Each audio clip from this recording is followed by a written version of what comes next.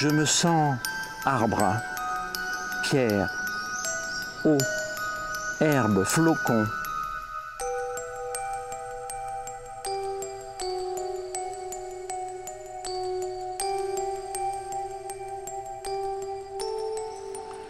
Je n'avais pas spécialement l'intention d'écrire aujourd'hui, mais le changement de temps m'a fait revoir mon programme. Après une belle matinée bien ensoleillée, qui a fait fondre les 5 cm de neige tombée au petit matin, le ciel s'est à nouveau couvert de gris blanc et des petits flocons, très volatiles, presque secs, ont commencé à tomber. Je me suis donc préparé pour aller récupérer du bois avant que la neige ne tapisse le sol.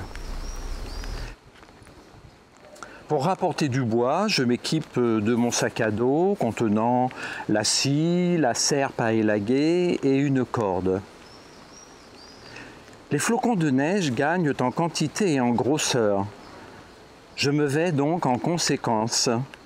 Caouet, bonnet, gants, bottes de neige. Aujourd'hui, je suis monté très haut dans le ravin limitrophe. Espace sauvage, du moins je le croyais. Je ne l'avais jamais exploré aussi profondément. La température est douce malgré la neige, il doit faire juste 0. Je descends la petite sente d'accès à ce monde chaotique, naturel. Le petit torrent n'a pas d'eau, seulement par temps d'orage ou fonte de neige. Mais il n'est pas vraiment à sec. Le fond humide témoigne de la présence de l'eau. Elle n'est pas loin. Je le piétine en me dirigeant vers la montagne où il trouve son origine. Pas de chant d'oiseaux, contrairement à ce matin. Ils se sont nichés quand la neige s'est mise à tomber. Vraiment, pas de bruit. Le tumulte sonore du torrent du village est masqué par les circonvolutions du ravin et l'écran végétal abondant que forment les conifères. J'avance, tantôt dans le lit du cours d'eau, tantôt sur la berge jonchée d'herbes jaunes brûlées par la neige et le gel depuis le mois d'octobre. J'avance et un bruit d'eau.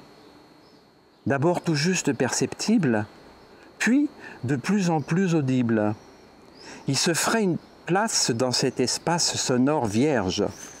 Enfin, presque. Je le remplis à moi tout seul. Bruit de mes pas, frottement de mes vêtements, ma respiration et de temps en temps les coups secs de ma serpe que je lance à l'assaut des branches ou lianes de clématite qui encombrent le fond du vallon. L'objet de la sortie n'est pas que de ramasser du bois, mais aussi de nettoyer le ravin de tout ce qui peut générer des embâcles. Obstruction du cours d'eau par des amas de branchage.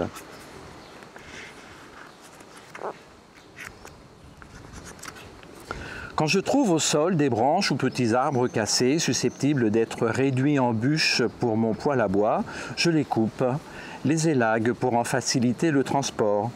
Je les laisse sur place, je les récupérerai à mon retour. J'arrive à la pointe d'un V. Le ravin devient 2. Celui de droite, d'où vient l'eau, est noir de sa marne humide. Très accidenté, inaccessible, si ce n'est par une petite sente d'animaux sauvages que je n'ose emprunter de peur de l'abîmer.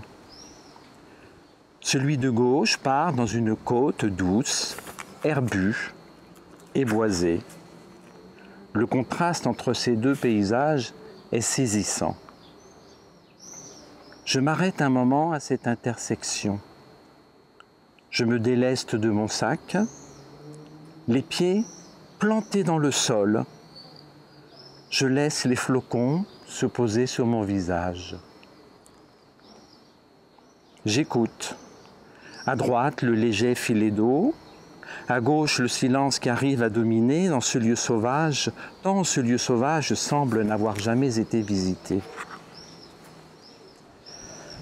Je ferme les yeux pour voir l'ampleur de ce silence, agrémenté de temps en temps des légers clapotis du filet d'eau, passant d'une pierre à l'autre, d'un amas de marne à une petite cuvette naturelle en terre et cailloux, réceptacle sonore. Planté là, pendant quelques minutes, je me sens arbre, pierre, eau, herbe, flocon. Oiseau blotti dans son arbre, animal sauvage calfeutré dans son terrier ou une sapinière. Je suis un des éléments qui composent ce site naturel. Je ne suis rien de plus qu'un vivant parmi tout cela. Je sors de ce moment d'extase et m'apprête à retourner à ma cabane.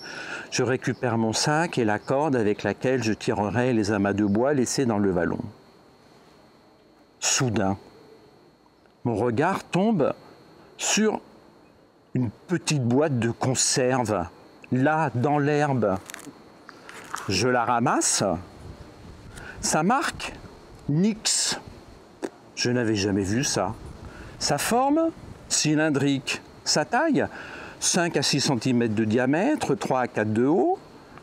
Sa couleur, extérieur bleu azur, intérieur doré. Son signe particulier, un petit logo représentant des vagues et une sirène est reproduit une trentaine de fois sur le fond bleu. Donc, probablement un produit issu de la mer. Il n'y a pas longtemps qu'elle est là. Elle n'est pas altérée par les intempéries. 2 dates y sont inscrites. 2019, sa fabrication. 2023, sa péremption. Alors ça, qui a bien pu venir jusqu'ici? Un chasseur, pourquoi pas? Un randonneur?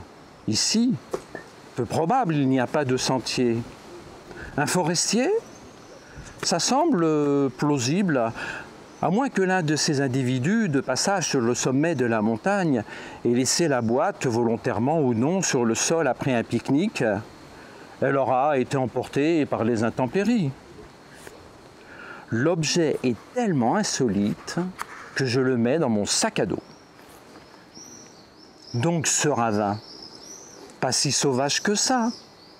D'autant plus que quelques arbres ont été coupés à la tronçonneuse, ce qui explique le passage éventuel de forestiers. Mais vu l'état des morceaux qui jonchent le sol, il y a fort longtemps, une vingtaine d'années. Évaluation que je me permets en comparant avec les arbres qui ont été tronçonnés il y a plus de 25 ans dans la partie de la forêt qui avait subi un incendie. Sur le retour, j'arrime à ma corde les quelques troncs et branchages mis de côté, je tire le tout péniblement jusque chez moi. Bon exercice physique. La neige tombe plus gros. Je mets tout le bois à l'abri, sous la terrasse. J'allume le poêle à bois dans ma cabane. Il a profité de mon absence pour se reposer. Et je m'attable pour écrire ces quelques lignes. La boîte trône sur l'étagère de la terrasse de ma cabane. J'ai commencé à m'en servir pour y mettre clous tordus ou clous rouillés. Nix est en effet une marque de conserve de poisson.